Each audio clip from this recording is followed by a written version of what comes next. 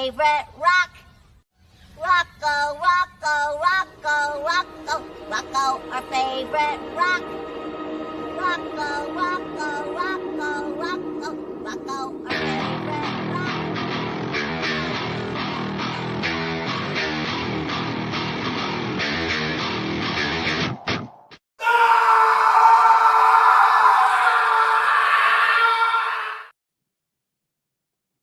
Boom. We are live. Wait, should I? Okay. I forgot to do. Okay. Collaboration. There we go. Very nice. Okay. How's it going? Going well. How about you, Dan?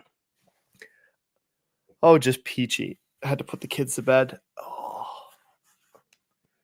One of those days. But yeah. New year though. Yeah. I'm like literally my whole day. Like I worked out in my office, my treadmill, work all day, worked on YouTube stuff before this, come back, do this again. So I'm like, I've been in the same room all day basically. So I guess that's the life sometimes, not every day.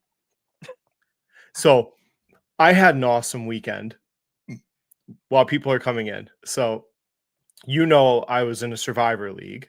Yes. So I was in 2 Survivor Leagues. If people don't know, you pick an NFL team every week. I've been playing it for years now. I kind of gave up on I don't do daily fantasy. It's just too much brain power. So I do like NFL Survivor. I do like 4 or 5 money leagues, like big, like ESPN, and then I do ones where you pay into it. So I usually get to like week 14 or 15 pretty well, get like top 10% or left. So this year, like I showed you, I think I showed Fuhat. So I got to this week, there was 10 people left, and 2 of them. One was a $55,000 and one was a $25,000 pool. So I got to the end of both, got to split both pots with the people that stayed. A lot of people got to the end this year, which I was very surprised. So I took home quite a bit of money on that. And then my finest work, I'm proud of this.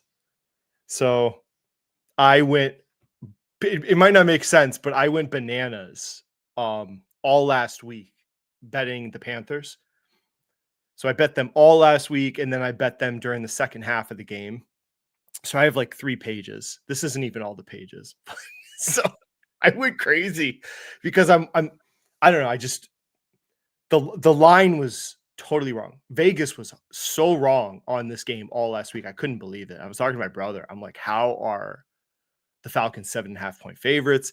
The money line on the Panthers, it started at like plus 350. It was nuts. I'm like, how do people think that the Panthers are this much worse than the Falcons? So make a long story short, it worked out pretty well actually. So this was the best. This was the first one. Then the money line started going again. This was like the money line was at 350 to start last week. It started dropping to like 290. So I kind of bet it like 3 times. So I cleared. So it was like 1.8 thousand turned into like 6.3 thousand. I was pretty happy about that. It was kind of a hedge on the Survivor Leagues. So I got the Survivor League splits and this. So it was 7.5 points though. Like, yeah, that was crazy. Like all last week, the line was 7.5 for the Falcons, which I thought the Falcons should have had 2.5. So I felt, but it went to overtime. But then as soon as overtime started, so I had like my last that I put another 1,000 in. So I put 1,000 in the second half, and then I put another 1,000 into FanDuel and just had it set. As soon as the Panthers won the coin toss in overtime, I bet that last 1,000 on them because I'm like, they're going to win. The Falcons defense was gassed. I was really shocked that FanDuel didn't just lock betting at that point because they're pretty good at that sometimes. They'll just lock betting. Even though you think, oh, I'll just wait till I'm sure this outcome. It's like, well, usually they're 20, 30 seconds ahead of you. That's just like one of those things where like I'm not gonna say that the Panthers like relative to the entire league Okay. is like one of the best, but like the NFL is replete with like anything can happen with these division games. Like Yeah. things There can get wasn't ugly. looking and reflect like I don't there was like 4 or 5 really obvious picks this year. Mhm. I'm learning to be more selective because it's tough because FanDuel, I was talking about this with my brother. FanDuel wants you to just bet and bet. So if you're winning, they'll give you promotions. If you're losing and putting a lot of money in, they'll give you promotions because they want to keep you in it. When it's like in actuality, there's like 5 or 6 games per year where you think it's pretty good odds, and you feel like Vegas isn't really capturing the game properly. So it's almost like stock picking, right? There's not always opportunities. Like every day doesn't abound with opportunity. Yeah, So I'm yeah. trying to. I learned this year. I was like my betting. It's like some weeks I didn't bet anything. Um, some weeks I didn't have a good feel for teams and I just let it go. But Fuhad wanted me to do like rules of Survivor. There are rules actually. My Mhm. brother and me follow. It's like don't pick away teams unless you try not to pick away teams. Don't pick division games. Don't bet. Bet against backup quarterbacks, stuff like that. Mm. But so I'm sitting on a big pot of money right now, like a Honda Civic worth of money. Very nice. Yeah, and then quantum computing. I guess we can do Hey. that at some point. Before we start, though, I was just going to say the hopefully if anybody's listening out in California in this part of like, I hope you're safe and Yeah. holy shit. I've seen some of the videos. It looks like hell, like a hellscape. The firestorms. Just crazy to think that there's something called a firestorm. But you and me are not in this part of the world. So No, no. But honestly, you couldn't pay me enough to live in California. I'm sort of Gil's in California. Well, he must be safe because he's blasting away in the comments. So I hope he's all right. But oh my goodness. It's forgetting some of it's like this is wild, like the mhm. vastness of this, and they were just like people were messaging like they were in their swimming pool yesterday, and today their house is gone. Like so wild how things can go. But anyways, enough sadness, huh? Yeah, yeah. Should we talk Jeez. about Nvidia Yeah, yeah, yeah, yeah. or Nike? Okay, so we'll switch from the sadness. Yeah, sadness to hopefully something more upbeat. Let me move it over. Because I am the technology expert, of course, of right Kappa mindset. I the bulldozer guy. Yeah, I'm not either, but a big event happened. I did listen to like half of it today while I was working, Mhm. and someone said in Discord like, is he the most influential person in the world or powerful? And I'm like, I forgot which one they said. I'm like, I don't think he's the most powerful person in the world, but he probably is the most influential at this point. I would say he's more influential than Elon Musk. I think. Yeah, I'd say in the domain like where he operates, certainly. But yeah, I, Like I the definitely world, leaned very high up there. like I think he is shaping what the future looks like more than anyone else in the world. Yeah. Um, like his vision, it's Mhm. fascinating. So, and he lays it right out to you in these, huge events. Like how many CEOs will do? He'll put on these like elaborate hour and a half presentations about his vision of the future and his company and where he sees AI going. It's just very fascinating. So, some of the highlights, the Cosmos platform. I think they announced that at CES. So like I'll click is it this one? Yeah, Cosmos platform. So this is like the software that they're going to use to create physical AI. That was the big part of CES that I got because I get you and like we all get what LLMs are. I think we've been Mhm. inundated with that the last year. We understand ChatGPT was like last year. We understand what that means. Like this is his talk was more envisioning like the physical future of AI. It's more important. It sounded like from his presentation, he spent a lot of time on that part. Like these are like practical real world applications of this AI, which I think is interesting. Because like these LLM models are cool, but I think we talked about 1 week, like what actual physical cash flows are they producing? Like what company is actually making profits on like just these models they're creating? Like Chat GTP, we know it has to raise money. Like they are losing money. I think that was a story like 6 months ago. They are losing money like crazy. I think it actually called like it was like a flash crash when that came out, that story. I think I covered it. That they were losing like billions of dollars a month, so they had to keep raising cash, and then that's why they wanted to go public from a nonprofit. So cool technology, no practical revenue yet. So, but this, like, you can understand where this will lead. Yeah. This will lead to autonomous cars, robots, robot or factories automated, stuff like that. This is like you can figure this out. Like, so this is interesting. So this is like kind of the secret sauce, I think, almost of NVIDIA is the software component, though. Like these models, the actual development of AI is where they kind of stand alone. I mean, I'm invested in AMD, but they don't have that. That's their biggest hinder. They don't have the software to back up the hardware like NVIDIA does. So this is very interesting from the presentation, this part. Just how he views like what's the future development of NVIDIA with robotics. And you can watch the video if people want. I'm going to pull out a piece of it.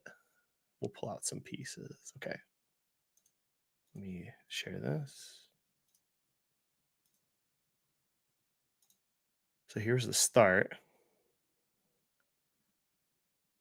Is it showing? It's showing us. It's loading. Okay. Okay. Did I show the right thing? No, it's showing us right now. Huh. Like, Wait, one yeah. second. This is a okay.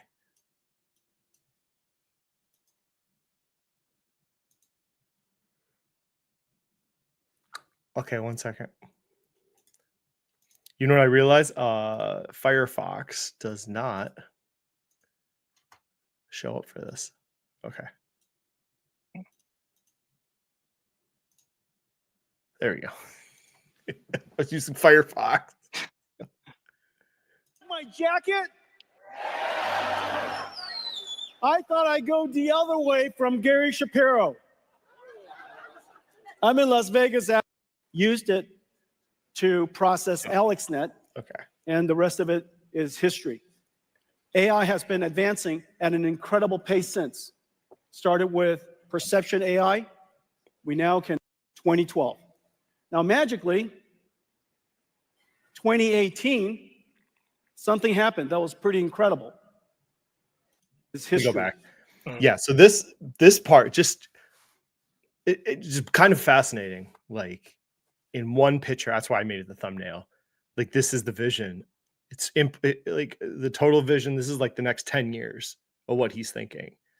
So, this perception, right? We're in just like the basics, LLMs, help using AI for medical purposes.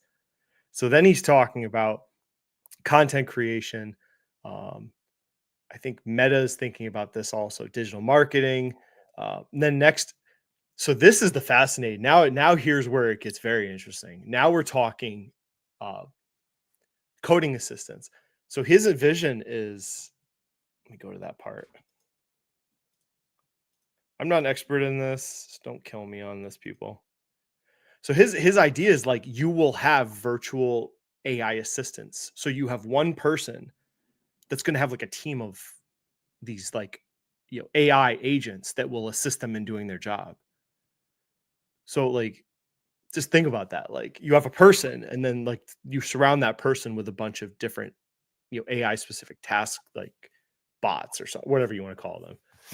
So your secretary, an AI that's can handle your sales, customer service, financial analysis, So all these like functions that someone would need, or a corporation. So the idea would make you more efficient, maybe. So you're not one person. You're one person around a cluster of these things. So, this is where things are going. I mean, it's kind of nerve wracking, but yet, like 20 years ago, you had a secretary, right? Yeah. Everyone had a secretary, and they would type your letters, and they would sort the files, and they would do all that. And then now, where are we 20 years later, let's say, from that, I don't even know why we even have a secretary anymore. She like handles vacation schedules. I do my own letters, my own editing. I have my own files in Salesforce. So I've taken over. I've already, like, this has already happened. People you don't even realize when this stuff happens, right? Oh yeah. Like the efficiencies are already there. Like, so like you don't need all these clerks and secretaries now, even in the government, and we're not that high tech. So this is just the natural progression of all these things. We used to have filing cabinets of paper records. They throw out all our filing cabinets now. They don't want us to have them. I had to fight to keep like 2 of them. I just wanted to keep 2. I had to fight why, and they're like, "Why do you need filing cabinets?" I'm like, "I just want to have 2, okay? Like it's like my closet. It's where I put stuff." But yeah, you don't even sign letters. You sign them on Adobe, or you can literally just create the sign or the little stamp. So this is where things are going. So you're going to have like a cluster of these AIs around you to help you do your job, and you'd hope more efficient. Okay. So like the far reaching stuff, which is the interesting part of this, because the first 2 steps were kind of there right now and you can get it. But the physical AI, I mean, this is where I think I'm going to make my money as someone that does industrial investing a lot, in retail. Yeah. So this is the part that's interesting to me. So how will this, like the actual practical, this is where where the rubber hits the road, I think, is this stage. And I think that's what he thinks too, because he spends a lot of time on this presentation thinking about the physical AI portion.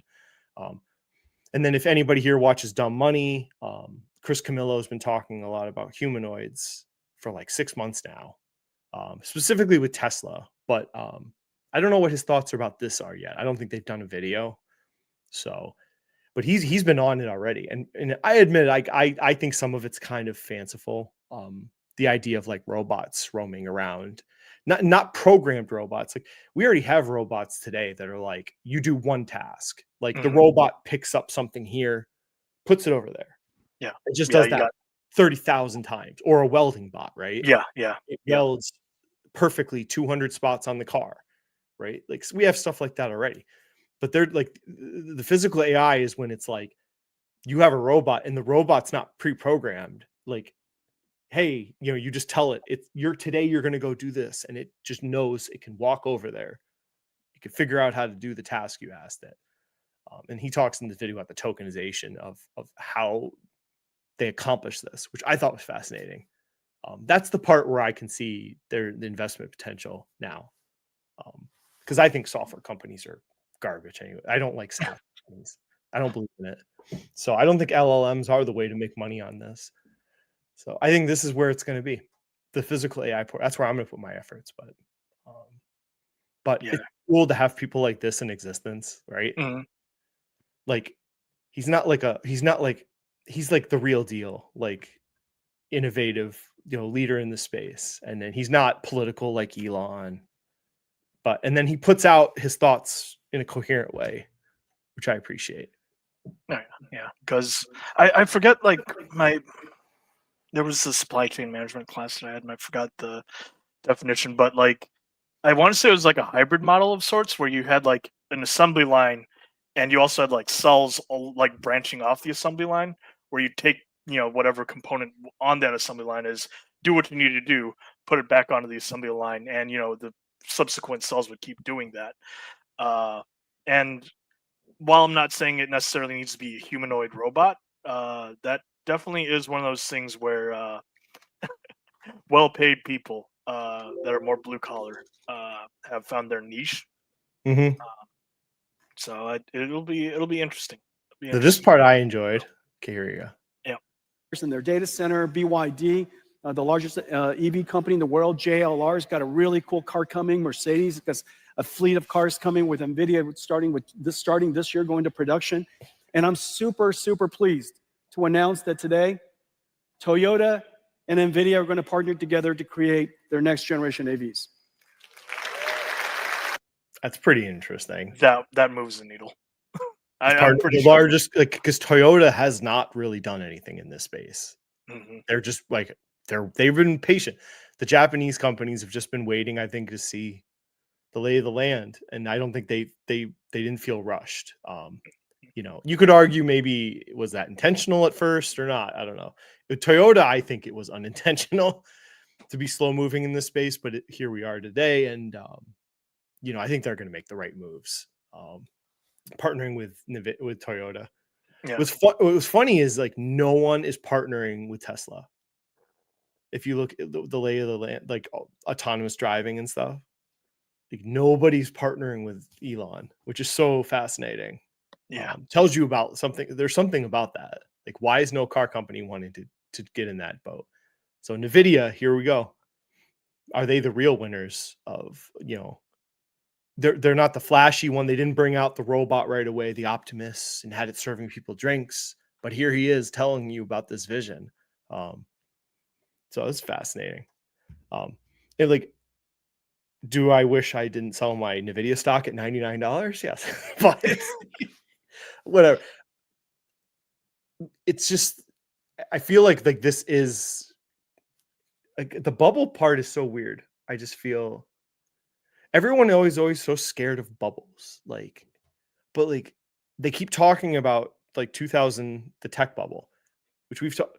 The tech bubble was fake companies that had crazy valuations. Like that was the 2000 tech bubble. Like companies that didn't do anything, but they had a website and they had like this massive valuation. I don't understand why people keep calling this a bubble. These are real companies with real sales and real cash flow. I guess you could say that the capex of data centers are you saying that's a bubble because it's growing rapidly? But it's not slowing down, right? Mm-hmm. So, and I think, and people were talking about this bubble AI stuff at the beginning of last year, right? And they've been permanently damaged if they stayed out of it. If they think all these companies are going to pop someday. Okay.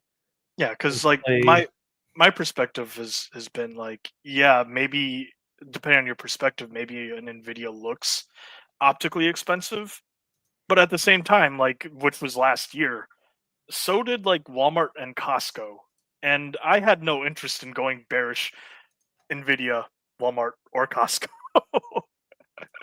So like, yeah, to me it just seemed kind of. It seemed like a hill that I didn't want to die on for sure. Okay, let me pull this out. You know, and it's cool though that because like I think he also had that presentation said some product lines were being released of different GPUs this year, all throughout this year. Yeah, no, that's going to be fascinating because they're going to use AI. So my brief understanding of it is the AI will predict basically what graphics it needs to project, which is going to save in like processing power, which will make theoretically he's saying graphics cards are going to perform better, so they're not like the AI is able to predict where the graphical needs are, so it'll be less computing power, which means the cards will be cheaper, so you get better bang for your buck. It's revolutionary. So we're going to see how it works. I'm not buying the first generation of it. So I'll be very interested to see what the reviews are. Yes. Of the cards. Same. Of the cards this year. Because I'm probably due for a new card next year. So I have a Radeon because I had no choice. I couldn't get a GeForce during COVID. At that time. No, there was none for sale. The only ones were used ones, and I wasn't risking to get I was going to risk freaking a Bitcoin miner. Okay. They had this was an interesting clip. I think it was this part. Wait a minute, make sure. Okay. Start thinking about it in terms of the stock market. The FT had a piece. We missed this at the end of the year. We were off. They interviewed the CEO of Broadcom, Hock Tan. Does he have a coin? He does not yet. He's not Hock Tua. Big tech spending frenzy on artificial intelligence will continue until the end of the decade, says the head of Broadcom. All right, I thought it was about to end. Which has soared to Hock Tan, Broadcom's chief executive, told the Financial Times, listen to this one.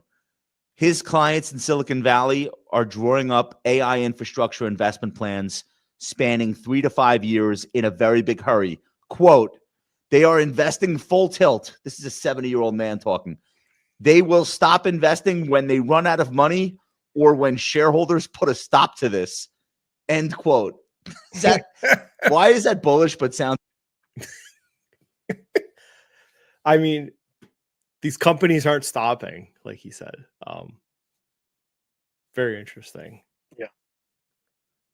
I mean, I don't know why everyone thought this CapEx data center cycle would end in like 6 months. Like all this year, it's all you hear. I'm like, they literally, the companies are telling you, like, and I'd been saying this last year, like for months, like I think it's probably like 6 to 8 months ago.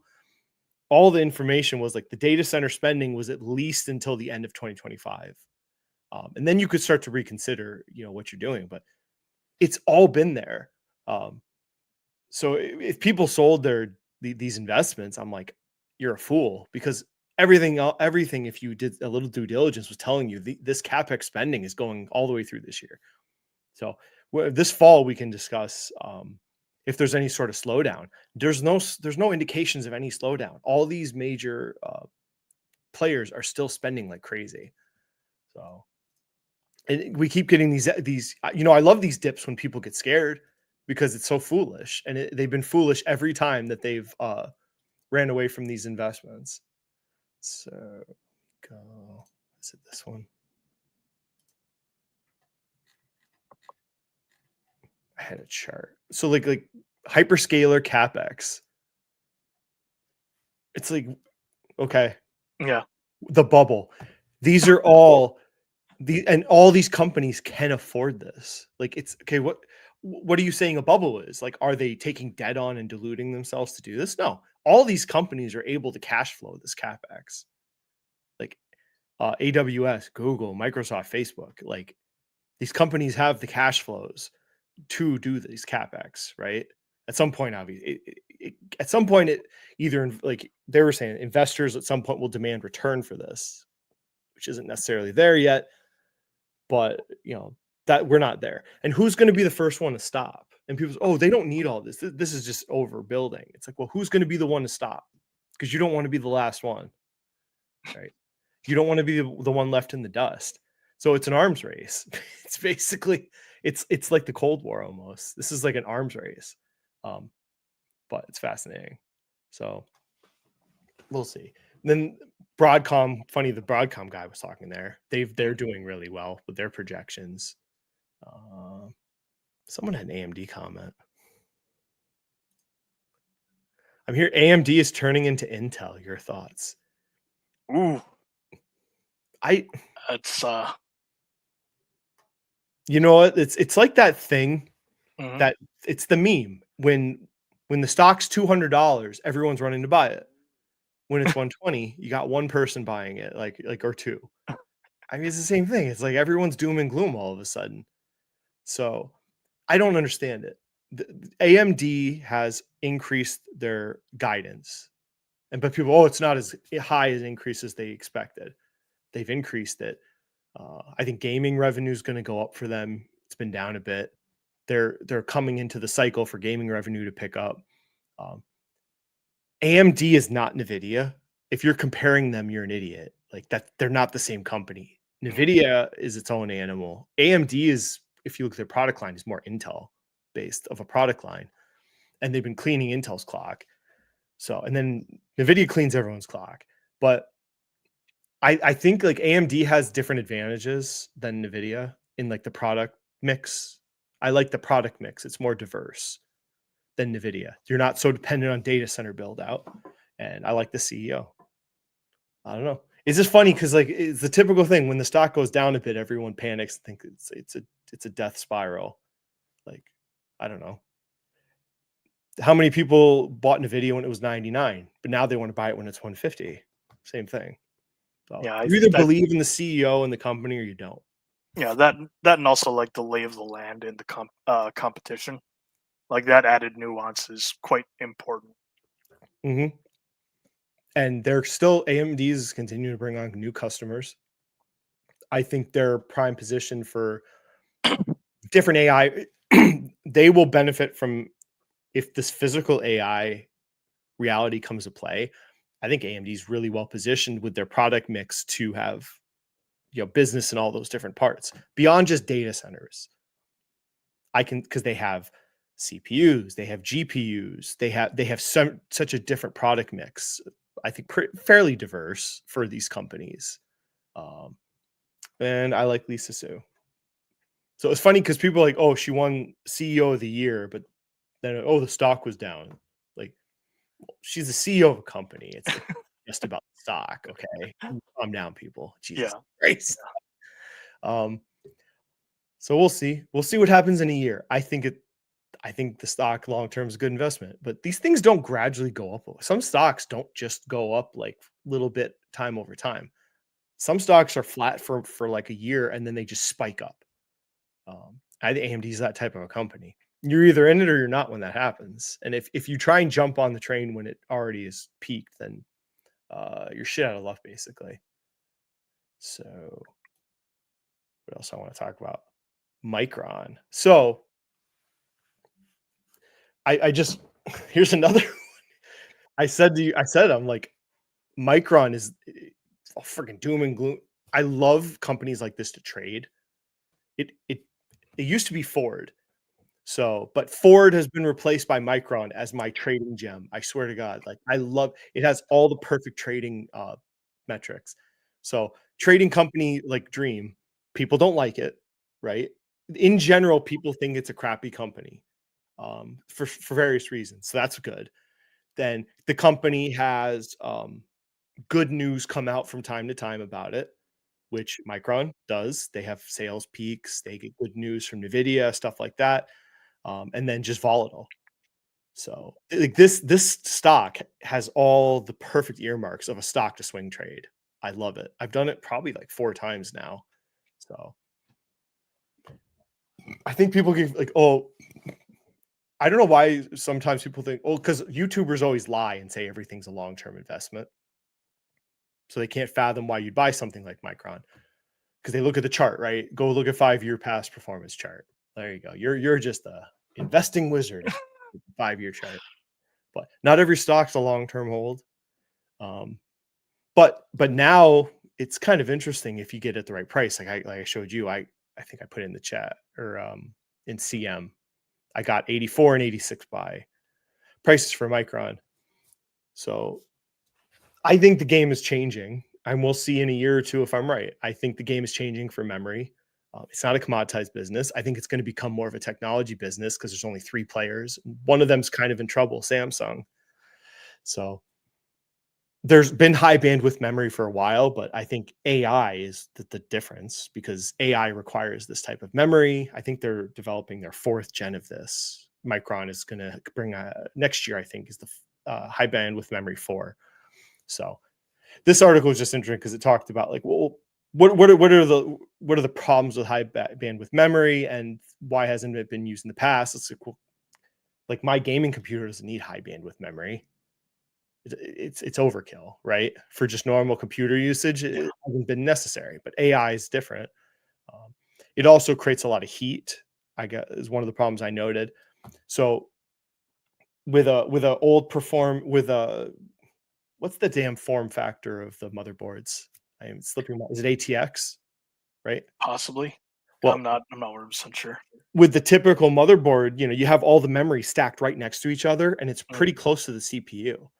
So heat is an issue, right? So they're all stacked all these very expensive parts are right next to each other. So that's kind of why it hasn't been used, what this guy is stating. It's not energy efficient to some degree. So if you're not using all the performance, it doesn't make sense. It creates a lot of heat, some other parts like that. So that's kind of why. And it's more expensive to manufacture. So if you're not using it and it creates more heat, then why would you have done it? But now it's changing. And then it's, like I said, there's really 3 companies, only one's in America. They're getting, grant money from the United States. They're expanding their operations. I covered this last year. Micron has sold out their memory orders like all this year. Like last year and all through this year, they've sold out all their memory. There's no more capacity. So now they're rapidly expanding. They have projects. They're building factories in, I think, Singapore and then near me, actually, in New York. So they're rapidly expanding. They see huge opportunities in the high bandwidth memory markets for data centers. And then as AI comes out to more physical AI, you would hope they get, diverse product line that they can also sell memory to. So I had said this to someone, like, if you don't believe any of the shit I just said, then then don't buy it. Like, this is investing. If I'm right, I'm going to make a lot of money. If I'm wrong and it's a commoditized product, then it's going to be a cyclical time coming up and I'm going to get clapped. Probably it'll drop to like $50 a share. If I'm right, it might be a $250 a share, but this is the fun part of investing. So I can understand how it'll succeed or not. Which is funny because we will now cover, it's like, that's a thesis of thinking, where do I want this company to go? I have a vision for how I think Micron will succeed. So now I guess we could segue into the Nike part, right? Yeah, sure. We could cover the thesis of someone talking about another stock. Compare it. What is the future vision of how you see it succeeding? Okay. Let me switch. Oh, I have to switch it to Google.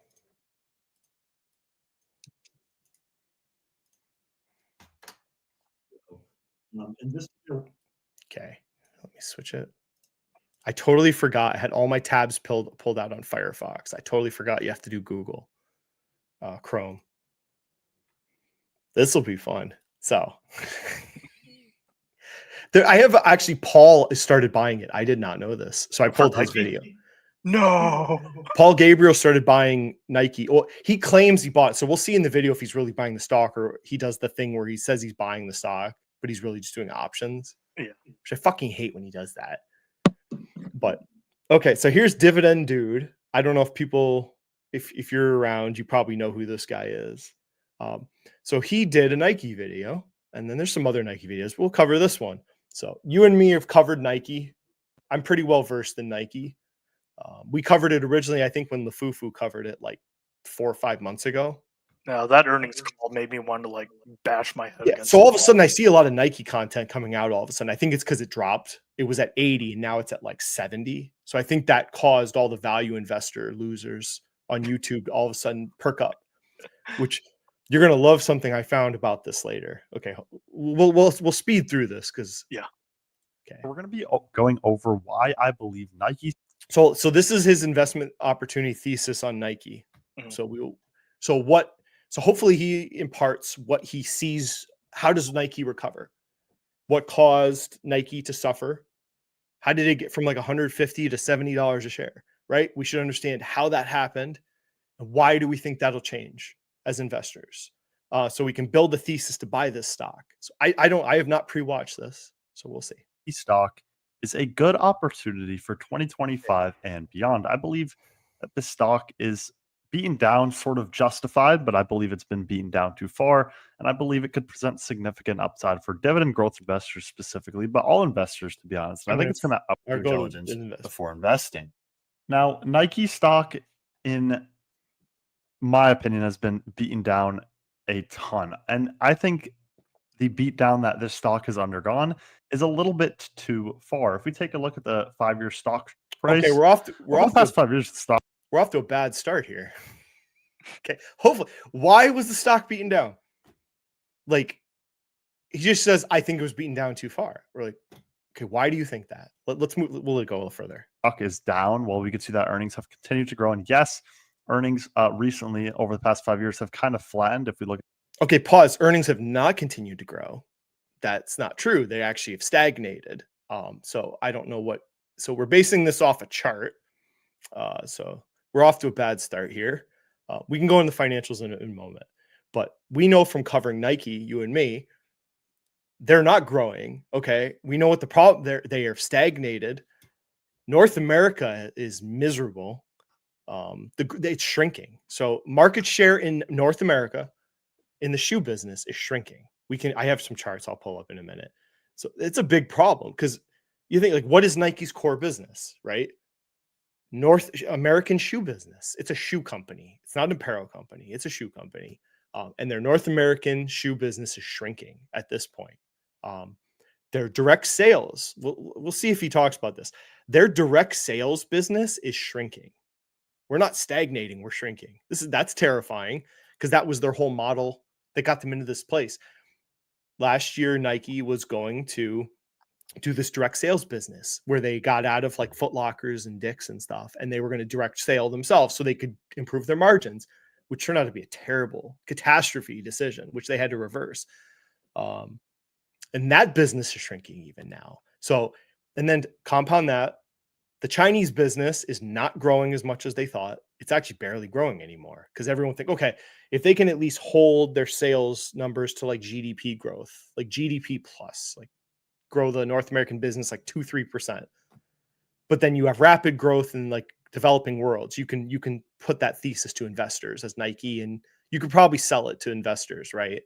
Mm-hmm. So you're defending your North American business, rapid expansion in other parts of the world. That's not happening either. The only part of the world when we covered it, the only part of the world that they still had rapid expansion was the Middle East. That was it. Everywhere else was either stagnant or declining for shoe sales. I don't give a shit about apparel, people. It's a shoe company. Apparel is just icing on this thing. Okay. Past 5 years, the stock is down. While we could see that earnings have continued to grow, and yes, see this growing. If I'm looking at the chart, what is growing about this? Do you see growth? Maybe he's thinking quarterly EPS, but it's going sideways, if not down. Yeah. Okay. Like broadly earnings speaking, recently over the past 5 years have kind of flattened. If we look at this chart, we could even see it on the here we go, chart warrior. Years chart. We could see that earnings per share has kind of gone flat, and that is true for Nike. Earnings have flatlined due to them letting competitors like On and Hoka and kind of eat at their market share, and they're resting on their laurels. I'm glad he at least covered Hoka and On because Lufufu didn't even talk about those when he did his Nike video, and I bashed him over the head about it. He didn't even mention the damn competitors. But there's a reason Hoka and On got market share. And there's a reason this happened. He's just saying they rested on their laurels. That's not true. Nike lost market share because of decisions they made about going to direct business and pulling out of the companies, which allowed Hoka, or Decker, which has Hoka, and On to get more shelf space in retailers, which gave them more exposure to customers. Dividend dude, you're friggin' wrong. Like, you don't even understand what happened. So this is bad. He doesn't even understand what happened to Nike because he's looking at the chart. He doesn't know more than that. He's just reading a chart. Something like firing the old CEO for the new CEO who's been at Nike for a while, who started there as an intern very, very long ago. And we're getting someone who loves Nike and someone who I think can right the ship. And I think this stock is just excessively beaten down. Okay, he can right the ship. We have no business plan. I'm not going to go find it. If there is one that exists, if there is a business plan from the new CEO for a turnaround, like, he should be covering that right now. Like Starbucks, when the new CEO they got fired, he had a new business plan. At least he put it on their website. Yeah, bare minimum. So if there is one, he should be talking about it right now. If not, you should criticize the new CEO about why doesn't he have some sort of plan that he's put out on their website and explain to investors how he's going to turn the company around. So either or should be part of this analysis. I'm trading for 22 times earnings. This is still the premier athletic brand in the world, and people have to understand that. If we take a look at their future, the only reason people say it's the premier brand in the world is because of the Piper Sandler teen survey. Yep. They do for apparel and shoes, they still are number one. That's the only reason you can say that they're a premium brand. Other than that, there's no proof of them having premium brand of anything else. Just that teen survey. I don't see any other proof of this premiumness. I would argue in apparel, they're not the premium apparel. Lululemon is the premium apparel at this point. And I don't even think they're the premium running shoe anymore. I'd say that's On. So the only thing you can hang your hat on about that premiumness is the teen survey that Piper does. For earnings estimates, we could He doesn't even show it, so I don't even know if he even understands that part. see that earnings are projected to decline a whopping 41% in 2025, which is obviously not a good sign. And Okay, dividend. Okay, if anybody knows this, if you're going to talk about an investment, it's funny because these people they'll say that analysts are idiots, analysts are stupid, but then when they do an analysis of a stock to buy it, they will go to the analysts, which is not the same as when the company actually gives guidance. Okay, that's different. Companies can issue guidance and you can evaluate that. Then you have analysts giving you like buy side analysis of this fucking company. I've never looked at analysts. I don't understand why you would. Like what specific analyst is there? Unless you could show me, oh, this is a guy that's reported on the company for 2 decades, and he has a good track record, something like that. But just looking at this chart is so meaningless, I think, and it's such a waste of time for investing. We haven't even covered, like, he hasn't even covered why Nike got into trouble, and like how are we getting out of this trouble that they've been in? You know, they had the issues with inventory. Remember last year? Yep, They were living in this denial state during COVID where they were trying to pretend that everything was all right. And we could see quarter after quarter, the inventory kept creeping up and they weren't dealing with it. Finally, it cracked like 10 billion. And finally, they had to admit there was an inventory problem, which meant they had to cut inventory, which meant their margins collapsed and the stock got clapped, right? You should probably mention that, dividend dude. That's another reason why the stock got punished. There's no context to what happened to this company because I don't think he has any idea. There's no proof he has any idea about Nike. I don't even like the company and I know more about it than him. So on the brand, you're betting on the turnaround and you're betting on. So turnaround indicates there's going to be some structural change in my world. Turnaround means there's going to be a major significant structural change to the company in how they think. I don't know if it's a turnaround necessarily. There's no proof of this being a turnaround investment like Ford was. There's no change in the business that I'm aware of. Not yet. So that's kind of I wouldn't use the word turnaround. Nike to be able to withstand some heat here. And you could see they've withstood a lot of heat in the apparel industry. And I think they're going to be and we still have strong operating margins. Net margins are still strong over the past 10 years. Okay. So these two spikes, you know, we have no elaboration on what happened. Things happened. All right. This chart, like, why are you looking at 10-year charts? This is killing me. Why are you looking at a 10-year margin chart? Did they have Nike direct sales 10 years ago? Like, did they have a transition plan to go to direct and then they had to revise that and go back to normal sales and had an inventory problem? Did that happen 10 years ago? Like, how about we analyze the company today about what's going to do in the future? This backward-looking value investor shit drives me nuts. I guarantee you he thinks he's a value investor. 100%. We still have new all-time highs in free cash flow in 2024. The company has a healthy balance sheet. More charts. And, you know, overall, the company's in a good position. We have the dividend. Who thinks Nike's in a good position right now? Like, based on what? Because when you and me looked at Nike, they were growing at 1 or 2% revenue growth. 1 or 2%. And people, a 22 multiple to earnings is good. I'm like, for a company that's growing 1 to 2% per year, a 22 multiple, no. Companies that grow at 1, 2% get multiples of like Crocs, like 7. So why do you think the market is giving it a premium valuation? For the brand, because I'm not going to say it's not a premium brand. I think there's something there. It is different from other apparel companies or shoe companies. All right, we're going to move forward. I got to get past the charts. Are we going to be on charts the whole time? We are going to be on charts the entire. Can we look at an earnings or something?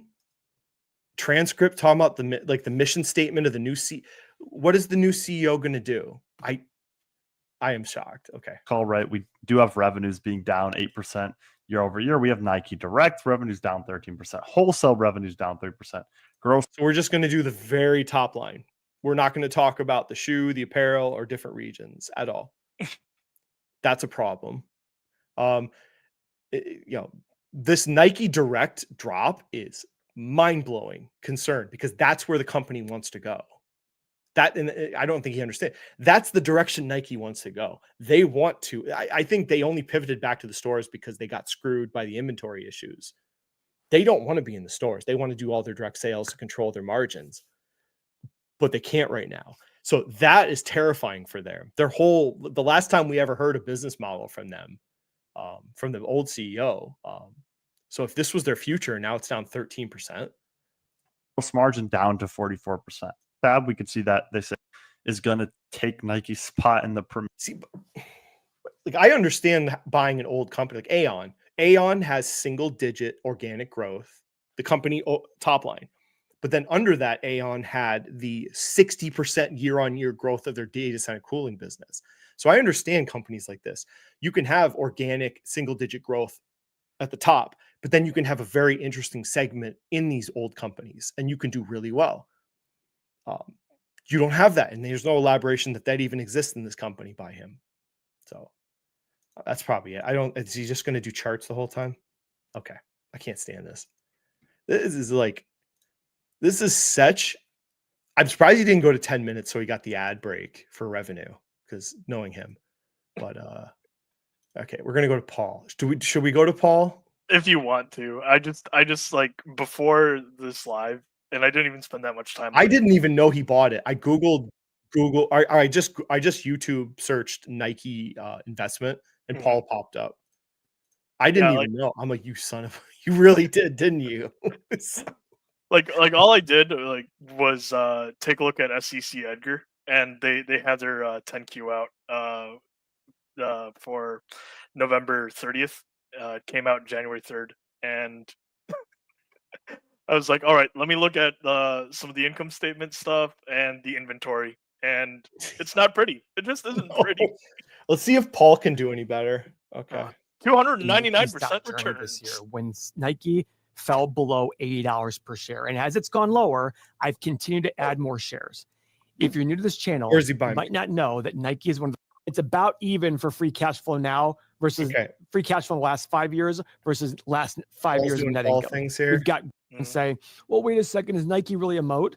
Well, yeah, for a couple reasons. If I asked 100 people what's the best sports apparel brand, how many would say Nike? Probably a lot of them. The other thing is we always look. That's not a fucking moat. In what world is a survey a moat?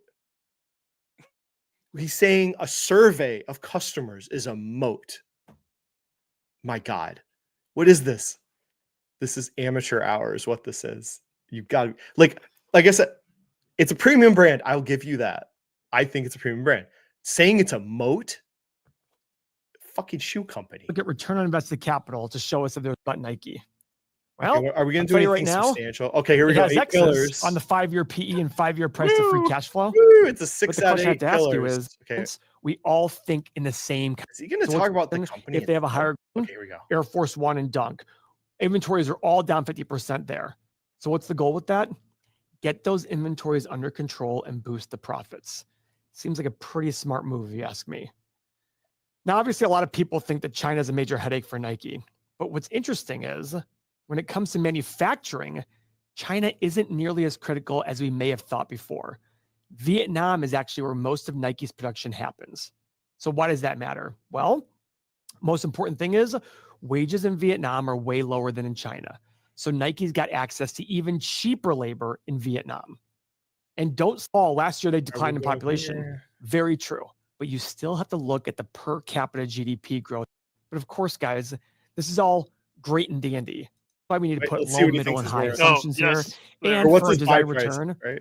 Put in something because of their gross margin. Okay. All right. Let's see. Okay, so let's completely skip that they have negative revenue growth this last year. Just gloss over that. And we're going to put 357. Why not? Even though they're negative. because you can't model these DCFs don't work with negative numbers. Like you can't. So you have to put some growth. I don't even think they work if you put 0. You have to do some wizardry. Yeah, make sure it the math break. doesn't work really. Yeah. Margin probably going higher. And then for PE, guys, I think this is a premium company. I put 20, 23, and 26. Oh, not Share 12, with me 14, what the assumptions 16. you did make, because I'm really interested I to wanna hear see his people's price. assumptions. And if you don't have the he gonna software, share it? but you've been to the website, I'm sure you've seen Oh that we my have a God, wait he doesn't even list that is share it. growing Oh, at it's like greenway.com. briefly at the end, like towards the very end. Is he hiding it? No, Yeah, further yeah. along. It's Where is it? I don't see it. like No, he hit it. I don't think he hit analyze. it's right there. Oh, here right? we go. Yeah, Okay. Yep, there we go. He's saying low 60, high 120. Okay. This is like as old as time with us.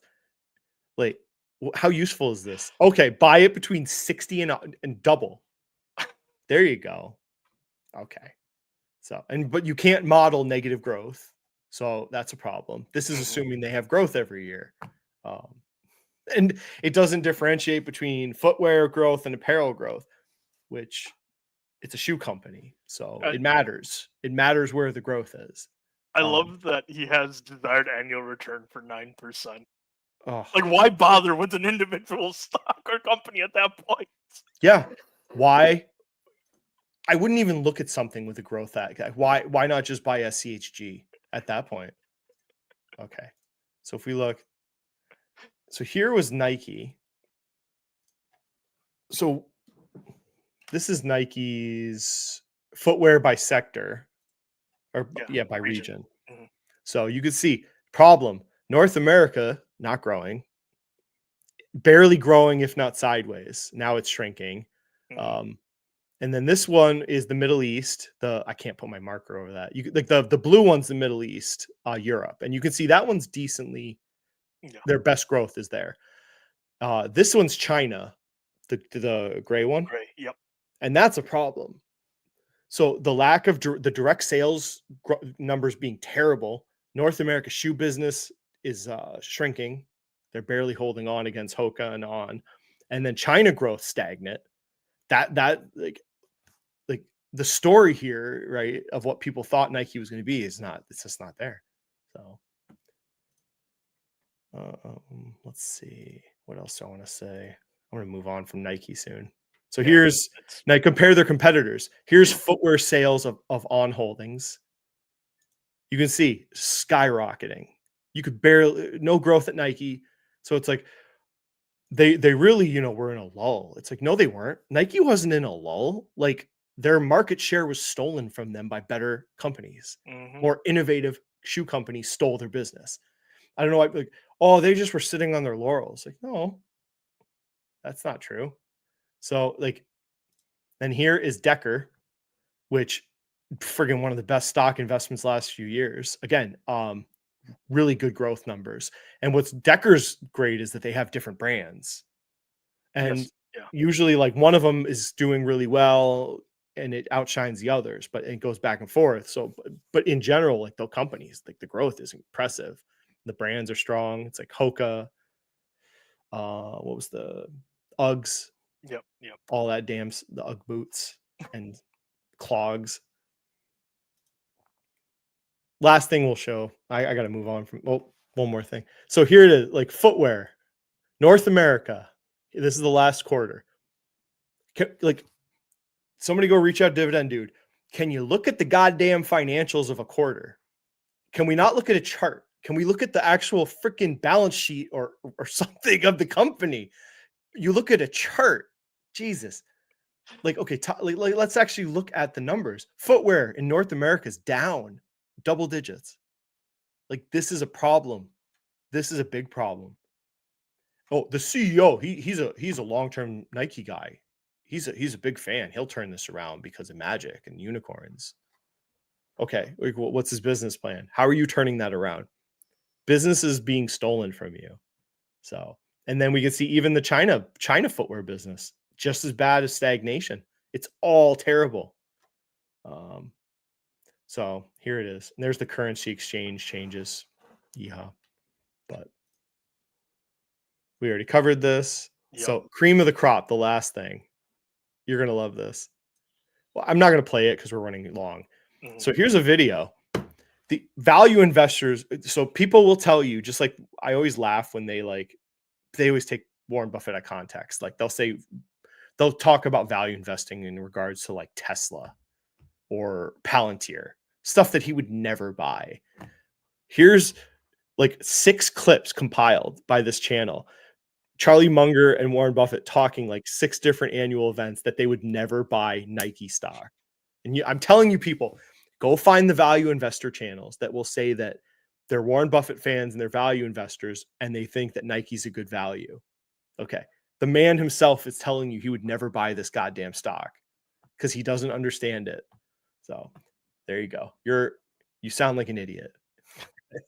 So, and I don't even want to give him this survey. You call it a premium brand. This is the only proof that you have to call it a premium brand. So here's the survey. There's a report you have to pay for. This is just like the one page you get for free. Mhm.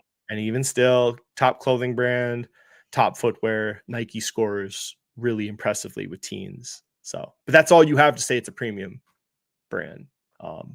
You have no proof with adults. So basically, I have no fucking idea why you buy Nike over like SCHG. Unless you can impart someone forgot, like, impart a compelling like idea of how they will recover the brand. Because right now it's falling apart. And the sales numbers are reflecting that their business is being stolen from them. And I hate these channels are just like, oh yeah, they'll turn it around because they're a premium brand and they'll figure it out.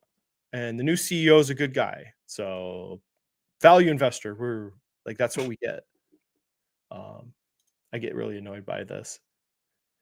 Anyways, Yeah. so are 'cause you buying Nike? Hell no.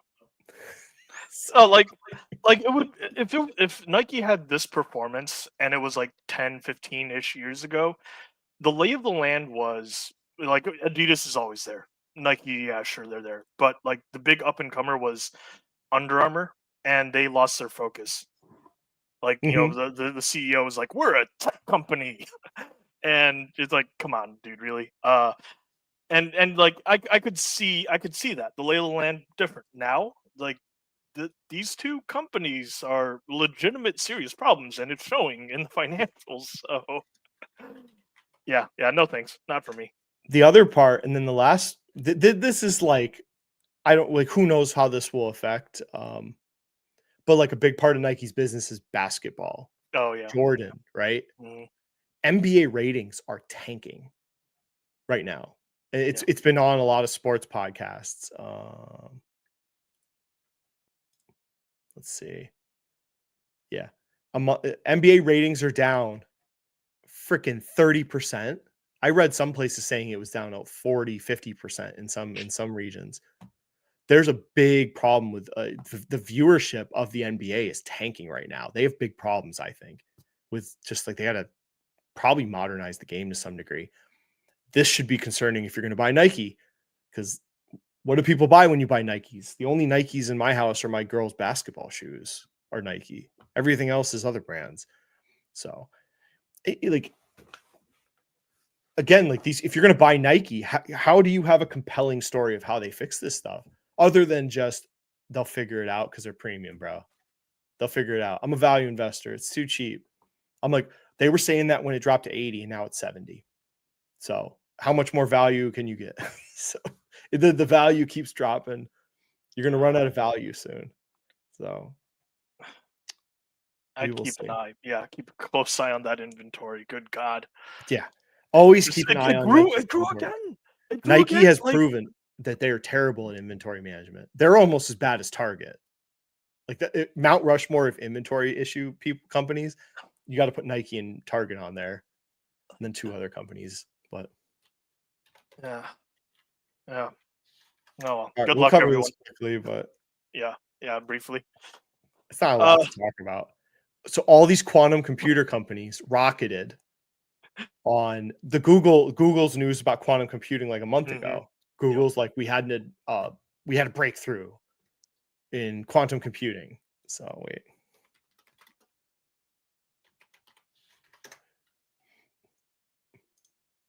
Yeah, with Willow. So they had a state-of-the-art announcement, and then everyone's like, yeah, quantum computing, we have no idea what it is. But now everyone's an expert in quantum computing.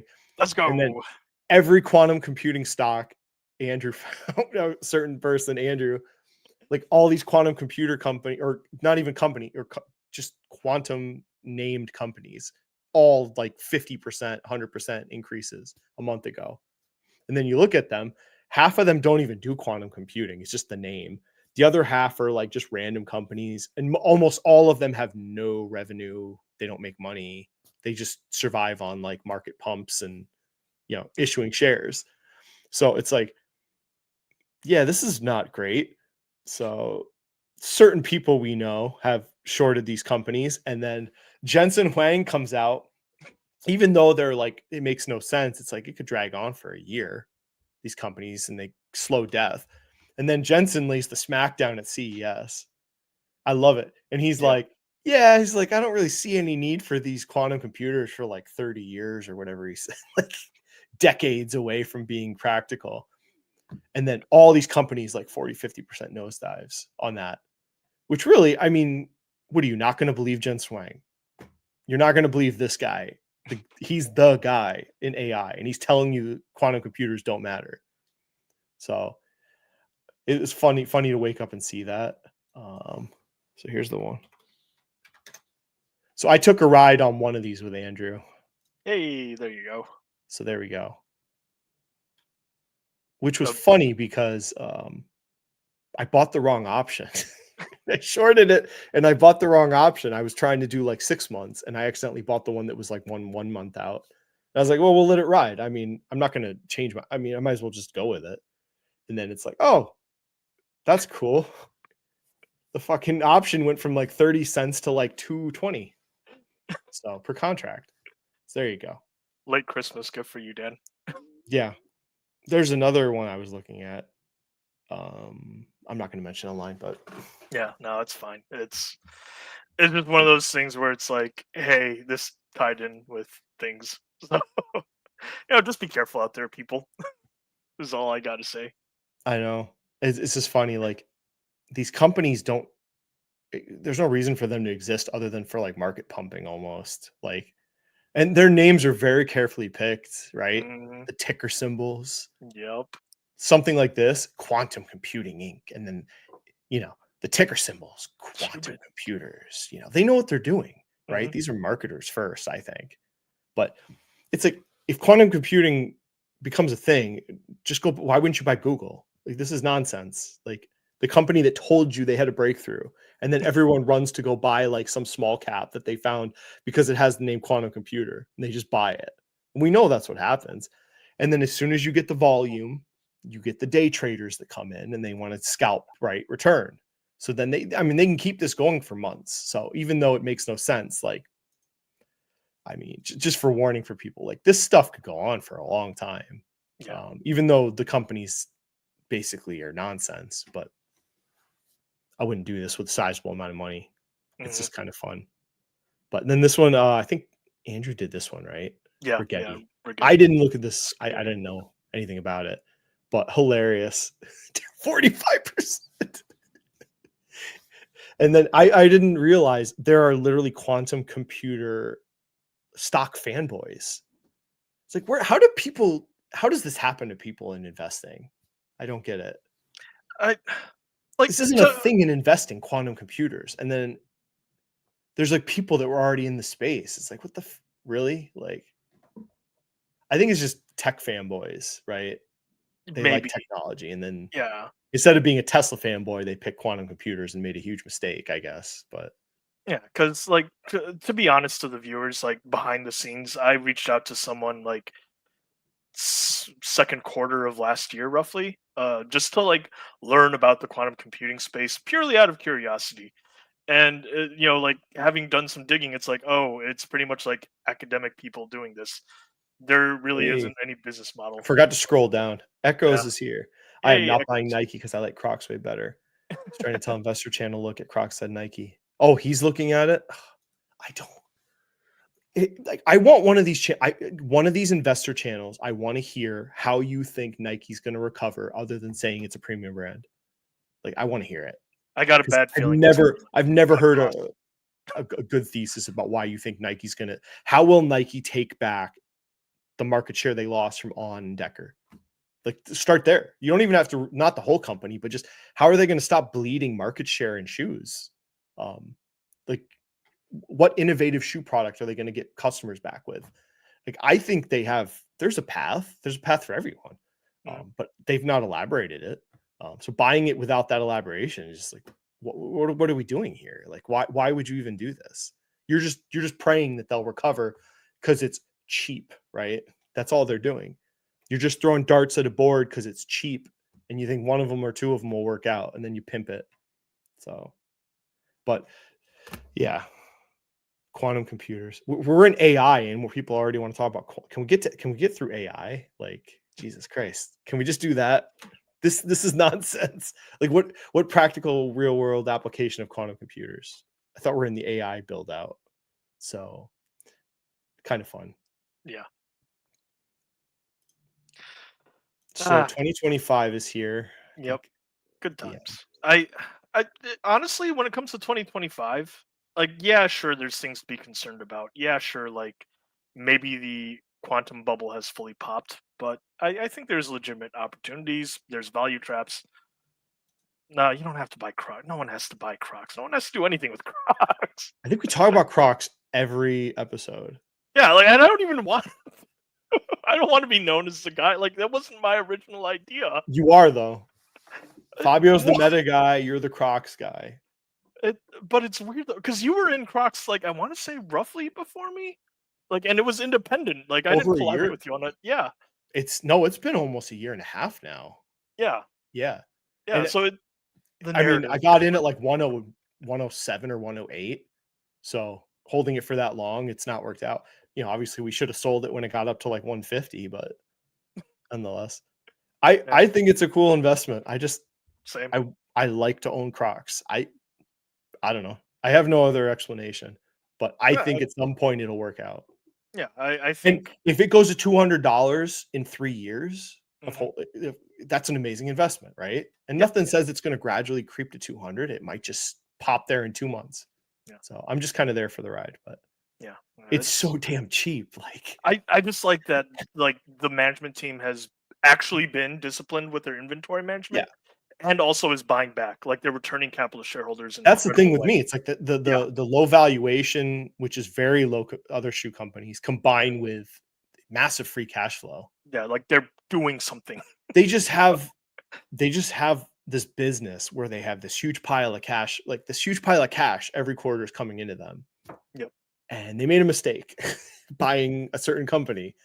But the cash flow pile keeps flowing, and as long as they can pivot, Yeah. I'm not so concerned about it. It could be an AutoZone investment where they just dump all the money into buying shares back. I see And it multiple worked. ways that it can succeed. Yeah. I really, at this point. So Yeah, and it's been credible. Like, as in, we're seeing it. It's been happening. It is happening. So it's kind of like the anti-AI. Like if you're in technology and AI, it's just nice to have something that's not related to computer chips. Yeah. Just you buy an ugly shoe company. Like, I don't know. It seems like a lot of people are interested in it. Some of the more tech savvy people we know. Mhm. So, but it kind of balances things if you think you need a balance to your investing. Yeah. So, but I think they just need more Gibbet related products. So more Gibbets. So, but I think 2025 Cautiously optimistic on my end is what I'll it'll be say. interesting. I mean, Yeah. the first ball to drop that I'm waiting for is the defense budget. Mhm. So that's coming up in 2 months. Yep. That's going to tell us a lot. And we've been looking at, we got the Huntington Ingalls, then LHX. It's Yep. been talked about. All the defense companies are down. Leidos, I think, is down. Mhm. Because the question is, what's Doge going to do? What's the budget going to look like? Is he really going to cut the fat that some of these defense companies have? So it's the unknown, right? This is if Trump is a typical Republican president and he doesn't cut the defense budget, these investments are going to look really good, right? if you wait till affirmation of him not cutting the budget, then they're probably not going to be such a great option at that point. You know, you're going to pay a higher price. So it's an interesting time. If you want to get in defense stocks, this is a time to kind of look. And I mean, the defense spending I've heard them talk about is like Pentagon related. They keep talking about like the staff, the contractors that are in the Pentagon working. I was like, okay, well, that's not very helpful to you know. I feel good about like Curtis, you know, Curtis Wright with the sub building. I'm not worried at all. But I could see taking some Northrop off the table and switching it to LHX because it's kind of like a baby version of Northrop, anyways. Mm. That's the one I think about. But we'll see. Yeah. So what else this year we got? And last year was what? Financials and still tech companies. Mm-hmm. Utilities did come back, but Oh yeah. They had a nice moment. they had their moments. Yeah. The one we're in, which Yep. has been beautiful. The community. I don't want to talk about it here because Yeah. that's Not like a capital mindset investment. Yeah. So if you're not in, too bad. But yeah, I might develop an episode around. I sent you guys that article, those 2 articles, I think, about possibilities in liquid natural gas. Mm. The idea, energy is a premium. Mhm. I'm still developing this idea. And I don't even know if there's an investment. You can have a thesis, but then there's just no company to apply it to. But Yeah. like energy price, you know, energy is a commodity that's going to be in short supply with these data centers. You're not building new nuclear power plants in any sort of with any speed. It takes a decade to build these things. So where's this power coming from that we need? So I'm thinking some of like what I've been reading is like possibly liquid natural gas will fill in that vacuum until other alternatives can be developed. Maybe it is more nuclear power plants. So I don't know if the investment would be like Exxon, because this is like from Exxon. They talked about these developments. Mm. The better investment is probably like a supplier to like liquid natural gas power generators. Yeah. Could be Like, so the idea is coming maybe from Exxon and maybe from some like technical articles I can find, but then I'm like, like, what's the application of that? I don't know yet. Yeah. But you can understand, like, you can't just build like another nuclear power plant for data centers. So maybe cleaner versions of liquid natural gas, right? That can be refined to appease the energy people. But we will see. But Trump says drill, baby, drill. So, and he envisions like natural gas from America, you know, going to Europe. And so those might be interesting ideas. But the data center thesis is perfectly fine this year. The bubble talk is nonsense, I think. People would be well off just buying SCHG, like I've always said. I think it's the best investment. It's the best investment to me that you can make if you're 20 years old. I've been, how long have I been like a year now? I've been talking about this.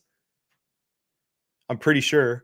Like I've been talking. This is the best investment. Like if you don't know, you have no idea. All this is like, who knows? You don't want to deal with it. Like you're going to be in all these growth companies right here. And in a year, it's up 37%. Like, there you go. This is the best ETF I think it's the best ETF on the market. That it is funny because that has outperformed the QQQ. Yeah, with the same time period.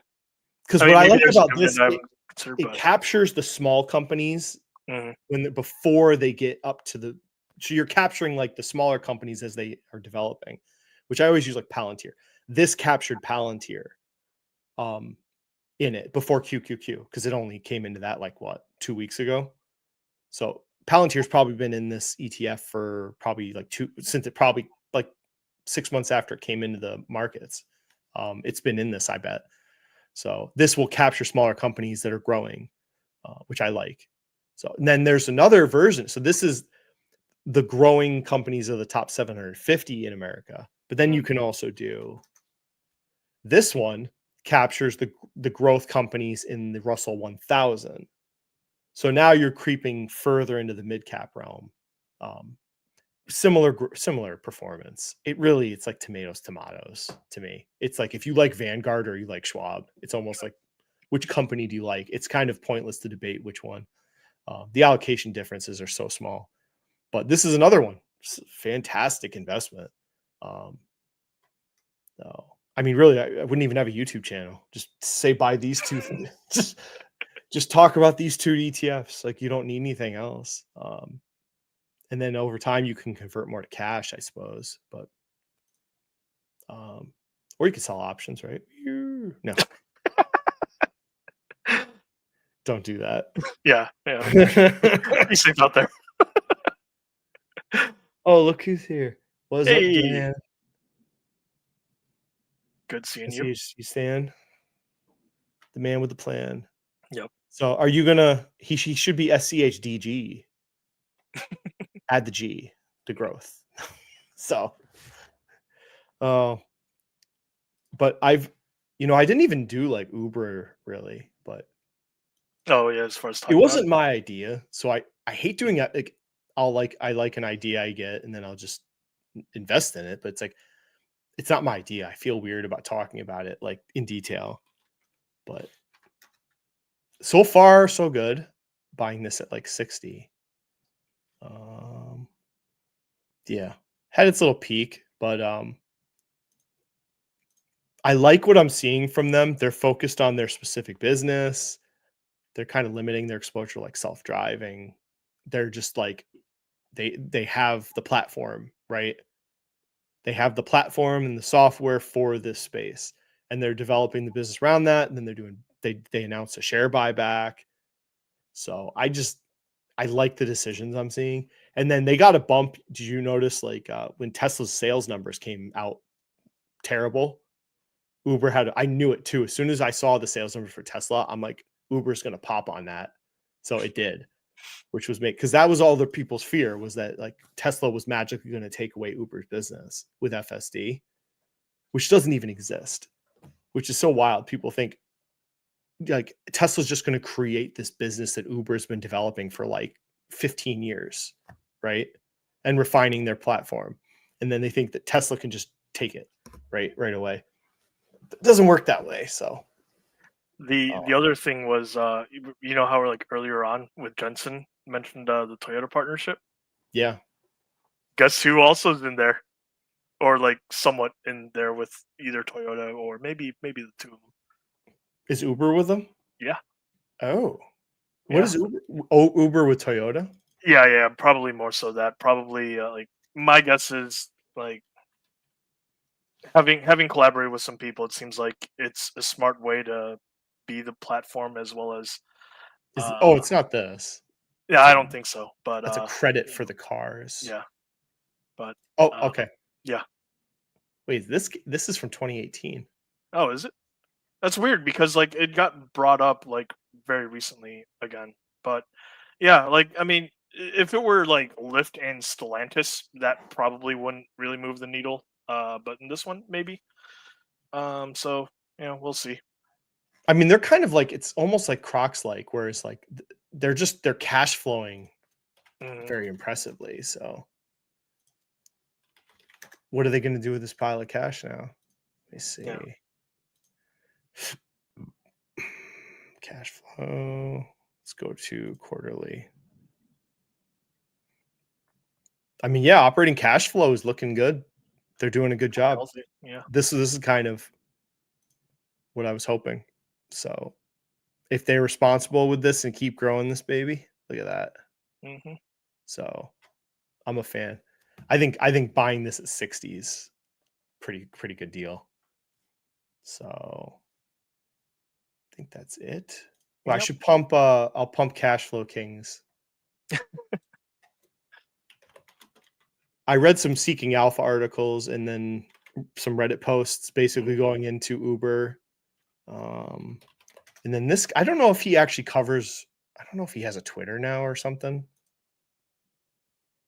It was this episode. Oh, yeah. Yep. So Ryan, he was on this channel. He did an episode on Uber with, what's his name? Aria. Mm-hmm. It was 2 weeks ago. So good analysis. He actually he goes over the charts and their their financials, but then what I liked about him is he talks about like why he thinks Uber is going to be, forward looking.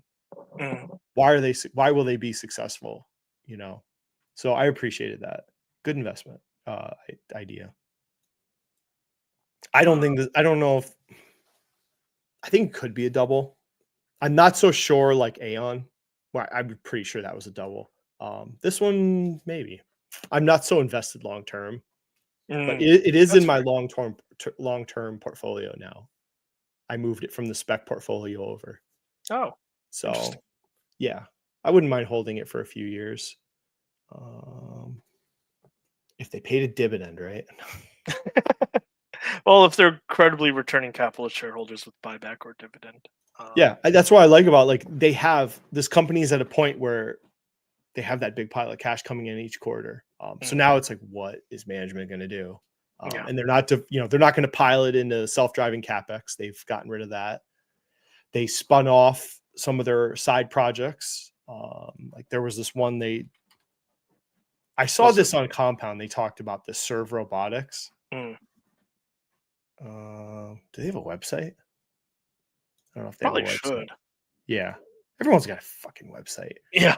So this was spun off from Uber. So like Uber's trying to they're just operating their platform, right? So all these side projects they used to dump capex in, that's why their operating cash flow sucks for so long until they decided to become profitable. But they used to develop things like this. So like, is this a core business to Uber? Like I would say no, not really. This would be like, I don't know. As an investor, you're like, is this really the future of Uber? Like, it's a cool side business, I guess, but I don't know. People just kick these things over. I don't know. I'm not sure if this is investable. I'll be honest with you. Like we talked about like AI, physical AI. I don't know. Like at this point, it's just conceptually, what's the investments? There might not be really any investments in that yet. It's just something to keep your mind thinking about. But like to me, I would like all this AI investing. Number one is HVAC. It's the easy one. The cooling and heating systems is the easy investment because all this climate controlled infrastructure that's being built, it's the most obvious investment. That's why I'm in HVAC so much. So, but this stuff is like you don't know. You just really don't know. This is the tricky stuff. So I've so far only dipped more into the HVAC space.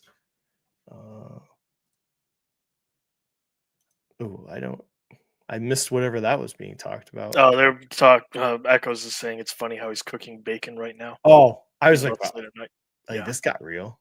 Yeah. I am fit and eat healthy overall. I don't know. Keep lifting weights, kids. That's all I can say. Don't stop lifting weights. So I think that's all I want to cover. Hour and a half. Yeah. Great live stream. He's going to do the call. Oh, I see Fabio's over there still. No. The rich man just playing with his virtual reality games. So. Yeah, so hopefully it's been a good start to the year so far, but I'm kind of like in wait and see mode still for Trump. So other than Uber, Micron, and then the bid in the shipping company. So I'm probably going to sell out of my quantum short tomorrow. That was kind of just fun, but I don't know. I don't really have a use for the gambling money is in my Amex account right now. I'm really pleased with that, by the way, as my online bank. American Express, for people, they have a full service bank. What's so cool about it is like the customer service is freaking amazing. Like I call, maybe in 2 minutes flat, I'm talking to somebody and they're from America, and I don't have like some awkward language barrier, which I've had other places. They fix it, move. It's just so efficient. American Express is awesome. As a bank, I might switch everything over to them at some point. I don't know. We talked glowing about endorsement. Yeah, I don't know. Like you and me both. It's like I haven't had any problems with USAA, but all the bad. It's terrifying. Yeah, there is signs of It's legitimate like concern. the insurance issues people are having, and then they're getting in trouble with regulators now. Like, Yep. you could argue the Reddit posts are bullshit, but they are actually in trouble with the government. Like, so I don't know. For anybody out there with USAA, they're probably thinking the same thing we are. It's like, I don't know. It's kind of, I'm just kind of concerned at this point, but I could see switching. I don't know if I feel like I would still want a big bank next to American Express. Like, I could switch to maybe like Chase. Yeah, I don't know. perfectly legitimate. Like having multiple accounts with different But companies of different sizes. I will not switch to Yada. That's for sure. Yeah. Will not switch to Yada Bank. So, and I won't switch to PayPal. Use a real freaking bank, people. A real bank. So, my God. If someone says SoFi, I'm banning you right now. I swear. I started buying food without the bad. Oh, they're talking about fitness. Yeah, yep. Health working out even better. Never posted it. I made a video about what was in my gym bag and talking about my fitness routines, and no one gave a shit. It got like 58 views, I think. That's Which is funny. It's like, that's the more important stuff than the investing. Like, I could just tell someone, yeah, eat in a calorie deficit and buy SCHG. And that's it. I don't even need a YouTube channel now. We can just end it. It's over. I forgot he said it was like money isn't everything. Health is 3%. 3%. Jesus. I joke. I mean, I don't know who said it. I did really well last year. I lost like 70, like 60 pounds, but then I 20 pounds back during holidays. So now I got to get back at it again. So it's kind of like it's trending down, but the wild progress time. is non-linear. It happens. Yeah. Yeah, we'll see. So dividends will flow. Anyways, everyone's talking about fitness. Yep. Yeah. Well, 50 thanks for having me on, people. Dan. I wonder what the breakdown between Twitter. Let's see. Okay, mostly YouTube. I can see that. So don't believe in bubble talk, people. AI bubble talk is bullshit. That's my prediction for 2025. The thesis is intact.